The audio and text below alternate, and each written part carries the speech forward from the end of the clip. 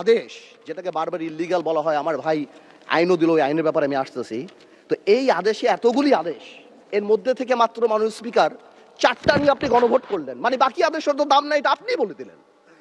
You only need consent.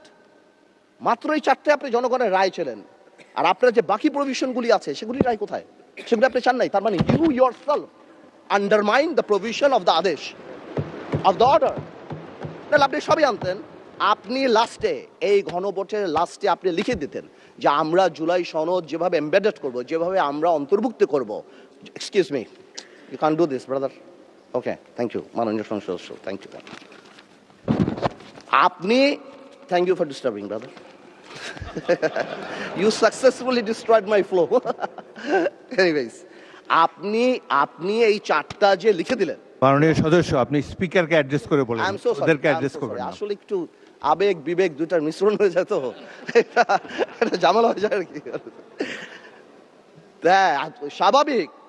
এই আবেগ যদি আমাদের মাননীয় স্বরাষ্ট্রমন্ত্রী শুধু আর একমাত্র বলেছে যে আবেগের জায়গা না, এতেই একদম ধ্বংস করে দিয়েছে বাংলাদেশের সোশ্যাল মিডিয়া যা আছে। তো আমি তো একটু আবেগ দেখাতেই পারবো মাননীয় স্পিকার।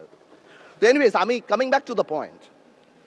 4টা প্রভিশন যে দেয়া আছে গণভোটে মাননীয় speaker, if you carefully go through peruse it, এখানে আরেকটা দিয়ে দিলেই পারতো যে এই সকল পরিবর্তন, জুলাই সনদের সকল পরিবর্তন আনা হবে এই সংবিধান সংস্কার কি বলে পরিষদ গঠনের মাধ্যমে। তাহলেই তো পারপোস হতো। তো সেটা আপনি করেন নাই। যখনই আপনি এটা ভোটে ফেলেন নাই, তার মানে there is option then I can overlook it and uphold the constitution of the country. এই রেভলিউশনকে আমরা শ্রদ্ধা করি। 17 বছর আমরা কষ্ট করেছি।